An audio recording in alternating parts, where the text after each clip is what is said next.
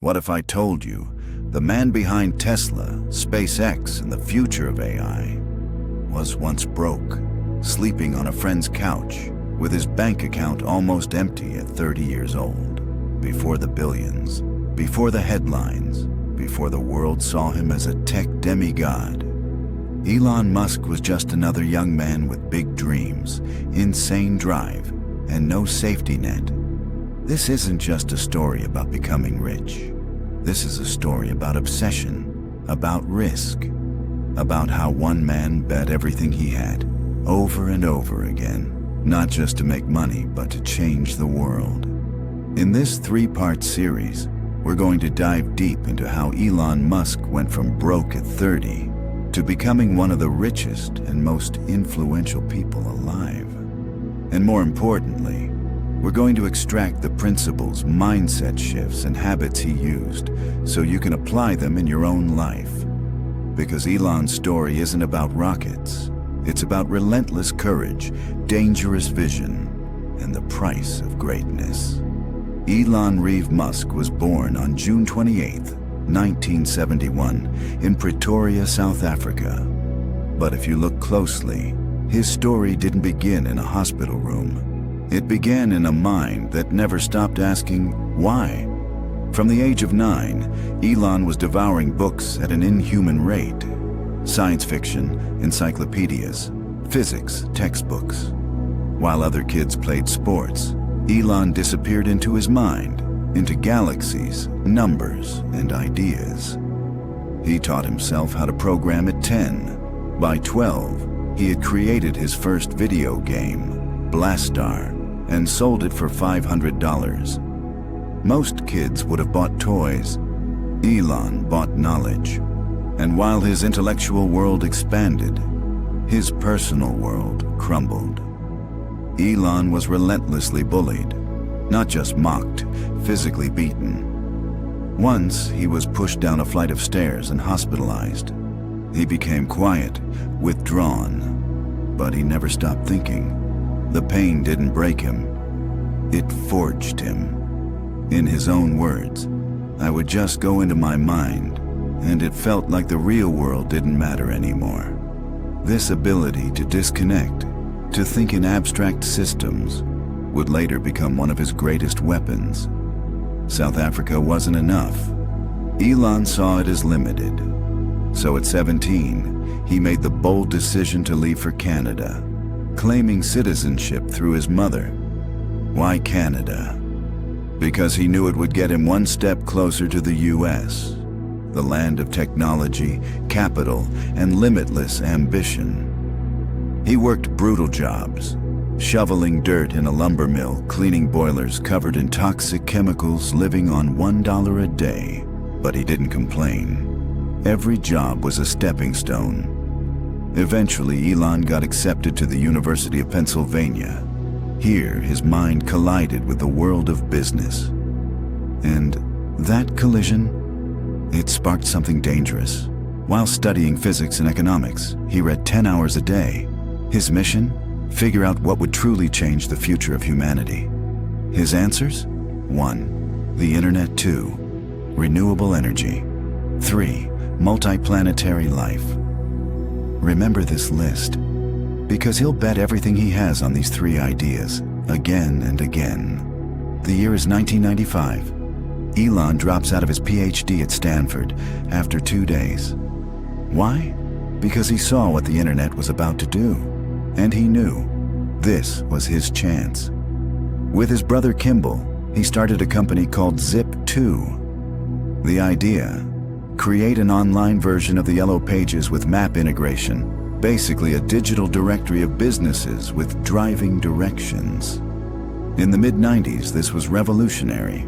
They had no office, just a small rented space and sleeping bags. They coded all night, showered at the YMCA, ate cheap meals. Elon lived like a monk with one obsession: get Zip2 off the ground. Investors laughed. Big newspapers ignored them. But Elon didn't care. Eventually, they landed a small investment and a massive deal with the New York Times. In 1999, Compaq acquired Zip2 for $307 million. Elon's cut? $22 million. At 27 years old, he was rich for the first time. But he didn't celebrate. He started plotting his next move.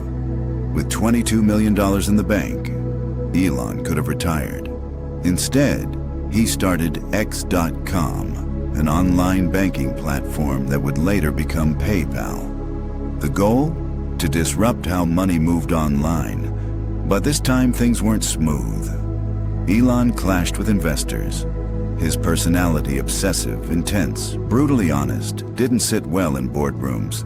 He was ousted as CEO, replaced in his own company. Yet again, Elon didn't cry. He didn't retreat. He waited. When eBay acquired PayPal in 2002 for $1.5 billion, Elon walked away with $180 million. But here's the twist. He didn't buy a mansion. He didn't start a hedge fund. He made a decision that would define his legacy. He put all of that money, every last cent, into his next 3 ventures. $100 million into SpaceX, $70 million into Tesla, $10 million into Solar City. He literally went broke again. Why? Because Elon Musk wasn't chasing comfort. He was chasing impact. Think about it. Most people work decades to build wealth. Elon did it in under a decade and gave it all away. Why? Because to him, money was a means to an end. He believed the survival of humanity depended on 1. Getting off fossil fuels. 2. Making life multiplanetary. 3. Becoming energy independent. And he wasn't waiting for governments or think tanks. He was going to build it himself. I'd rather be optimistic and wrong than pessimistic and right. But this obsession would come at a cost. He'd become isolated, criticized, called crazy. This is where Elon steps into hell and refuses to die. If there's one thing we can learn from Elon's rise, it's that the path to greatness isn't safe. It's not logical. It's not comfortable. It's obsessive. It's messy. It's all in. He wasn't a genius with a perfect plan. He was a man with a mission and the willingness to risk everything for it. And that's the blueprint. So if you're on your own path, if you're building, failing, dreaming, remember, the most dangerous people on Earth are the ones who have nothing to lose except their purpose. We uncovered the stormy roots of Elon Musk's early life. The bullied boy from Pretoria, the curious mind who buried himself in books, and the young man who crossed an ocean with nothing but vision, fire, and a relentless refusal to settle. By 30, Elon had already sold Zip2 for over $300 million and walked away from PayPal with $180 million in his pocket. Most people would stop there, buy the mansion, retire, chill, but not Elon. Because the story doesn't end when you make your first fortune. That's when the real battle begins. This is the story of a man who took every single dollar he had and threw it into dreams so insane, so bold, and so risky that everyone around him called him a lunatic. A man who nearly lost it all, again and again. But in the process, rewrote the rules of entrepreneurship, innovation, and human potential. It's the year 2002. The PayPal deal with eBay goes through. Elon Musk walks away with $180 million. But what does he do? He doesn't buy an island. He doesn't build a mega mansion. He doesn't retire. Instead, he looks straight into the future and decides to risk everything all over again. Not just his money, but his reputation, his energy, and even his sanity. I would rather be wrong and try than never try at all, said Elon Musk. He begins to invest in 3 things. 1. SpaceX, to make space travel affordable and eventually colonize Mars. 2. Tesla Motors, to make electric vehicles mainstream. 3. Solar City to power the world with clean energy. Each of these companies sounds like science fiction. Each is a billion-dollar moonshot, and Elon puts everything on the line. June 2002, SpaceX is born. Let's be real. At this point, private space companies were a joke. Only governments did space. Launching a rocket? That was NASA's game, but Elon wanted to do the impossible. Why? Because he believed humanity needed to become a multiplanetary species, to survive, to thrive, to dream. So he assembled a team of misfits, engineers, and mad geniuses. They built rockets from scratch, in a warehouse, in Los Angeles. The first rocket? Falcon 1. Total cost? $90 million over several years. Elon funded it almost entirely from his own pocket. Launch number 1, 2006, failure. Launch number 2, 2007, failure. Launch number 3, 2008, another failure. Millions down the drain. Confidence shattered, critics laughing. At this point, if we fail again, SpaceX is dead, said Elon Musk. He was down to the last few million. This next rocket? It wasn't just a launch. It was a matter of survival. Meanwhile, in 2004, Elon joined Tesla Motors as chairman of the board. It wasn't his company at first, but he invested $6.5 million and quickly became its biggest force. The mission? Build an electric car so good, it would destroy the idea that EVs were boring, slow, or weak. But Tesla faced massive resistance. Car companies mocked it. The media doubted it. The supply chain was a nightmare. The cost? Astronomical. They bet on the Tesla Roadster, a slick, fast EV based on the Lotus Elise. But manufacturing delays, cost overruns, and early problems piled up. By 2008, Tesla was on the brink of collapse. Elon had already poured in tens of millions, and now he had to choose. Let Tesla die, or pour in the last of his PayPal fortune. He chose to bet the house. Let's paint the picture. SpaceX had just failed 3 times. Tesla was running out of money. The 2008 financial crisis hits hard. Elon was living off loans from friends. I was borrowing money just to pay rent. I had to decide which company to save, said Elon Musk. This wasn't just about business.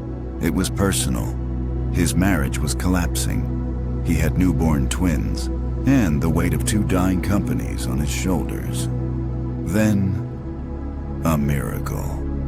SpaceX's 4th launch succeeds September 28, 2008. The first privately funded rocket to reach Earth orbit. Within days, NASA awards SpaceX a $1.6 billion contract. Tesla, one final investment round, led by Elon again, saved the company from bankruptcy. He had survived the storm. 2008 ended with Tesla and SpaceX still breathing, but barely. Most people would have slowed down, caught their breath, maybe even enjoyed the win. But Elon? He pressed harder, because he knew this wasn't victory. This was just survival. Now came the real challenge, proving the world wrong. After the NASA contract, SpaceX wasn't just back in the game, they were rewriting it. 2010, Falcon 9's first successful flight. 2012, SpaceX becomes the first private company to dock a spacecraft, Dragon, with the International Space Station. Suddenly, the impossible was becoming routine. But Elon wasn't just building a rocket company. He was quietly laying the foundation for something far bigger. I want to die on Mars, just not on impact, said Elon Musk. The goal? Colonize the red planet. The method? Build reusable rockets, because throwing away $60 million per launch was insane. And everyone laughed. Until 2015, when a Falcon 9 booster landed vertically on a drone ship in the ocean. A historic first. Tesla's path wasn't any easier. The Roadster had launched, but it was expensive, glitchy, and hard to manufacture. Musk took over as CEO in 2008, during the company's darkest hour. He slashed costs, demanded perfection, rebuilt teams. The mission shifted. From niche sports car to mass-market electric vehicle.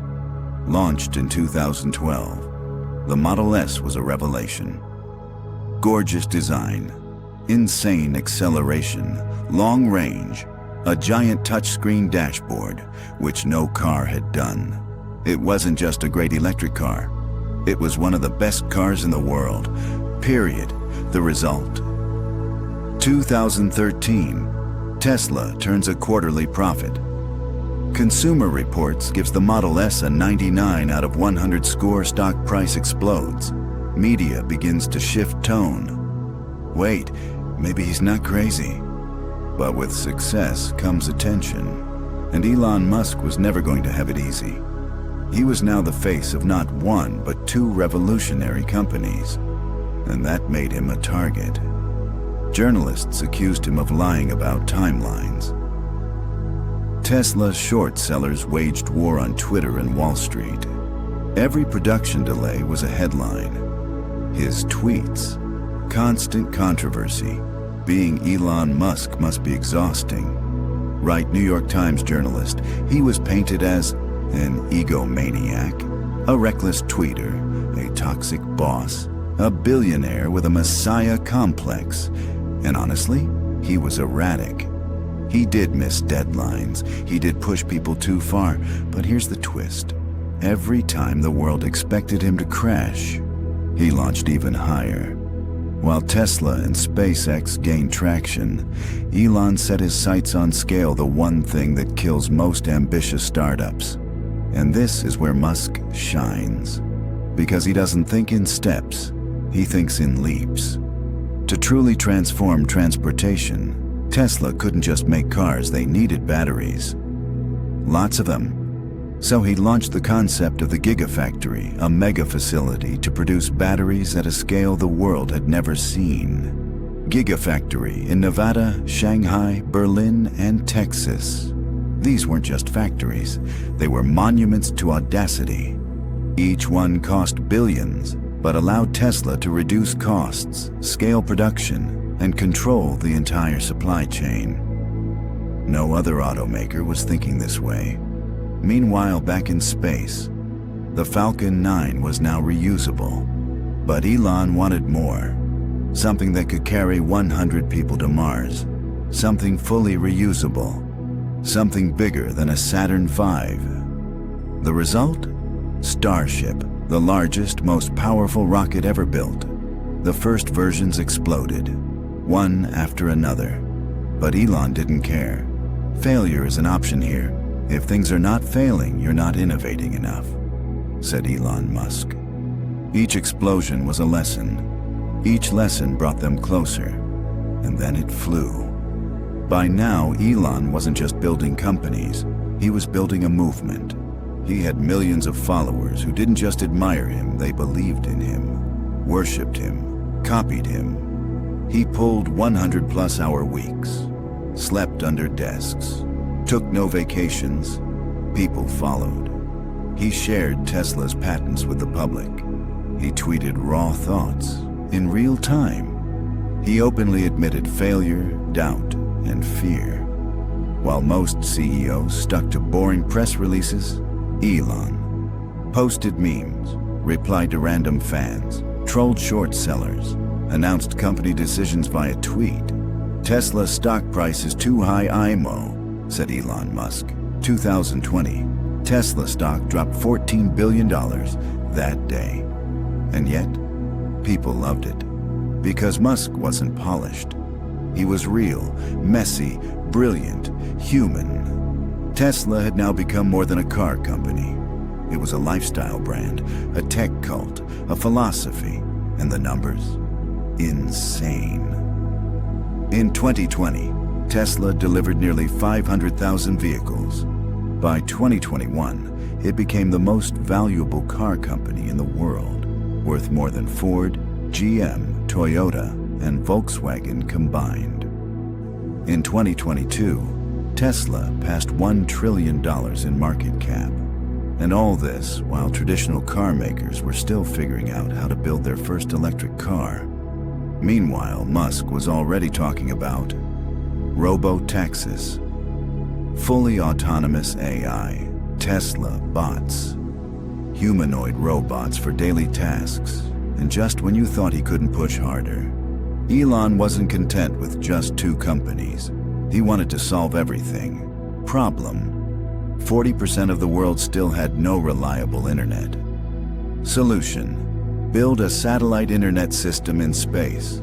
So SpaceX launched Starlink, thousands of satellites in low Earth orbit. It now provides fast internet to remote areas, war zones, and even planes. In 2022, it was used in Ukraine to maintain internet access during war. Problem: traffic sucks. Solution: dig tunnels under cities. Elon launched the Boring Company in 2016. It sold flamethrowers as a joke and made millions. Then built an underground tunnel system in Las Vegas that now shuttles Tesla vehicles. It sounds insane. But that's Musk's genius. He doesn't wait for permission. He builds the future while others are still talking about it. By 2021, Elon had done the unthinkable. He was now the richest man in the world, worth over $200 billion. But more importantly, he had reshaped entire industries. And while the haters still doubted him, he kept building, kept tweeting, kept dreaming, because this isn't just business for him. When something is important enough, you do it even if the odds are not in your favor, said Elon Musk. Here's the part most people miss. Elon didn't succeed despite the chaos. He succeeded because of it. He embraced failure, insanity, impossible odds, public pressure, criticism, and ridicule. Where others saw risk, he saw necessity. Where others slowed down, he sped up. Where others played it safe, he bet everything. And it's not because he's fearless. It's because his vision was so big, he had no choice. So here's the real question. What's your version of Mars? Is it starting that business? Writing that book? Leaving that 9-to-5? Creating something that changes lives? You don't need to be Elon Musk, but you do need to stop waiting for perfect conditions. Start now. Start messy. Start afraid. Because the world doesn't need more safe players. It needs people crazy enough to believe they can build rockets, cars, dreams, and actually do it. If this story inspired you even just a little, then now's the time to take action. Hit the like button if you want more stories like this. Subscribe to elevate your mindset. We've got powerful content coming every week. Share this video with a friend who needs a little extra motivation today. And remember, you don't have to be Elon Musk. But you can wake up every day and build your own future, one decision at a time. This is Elevate Your Mindset. Let's rise.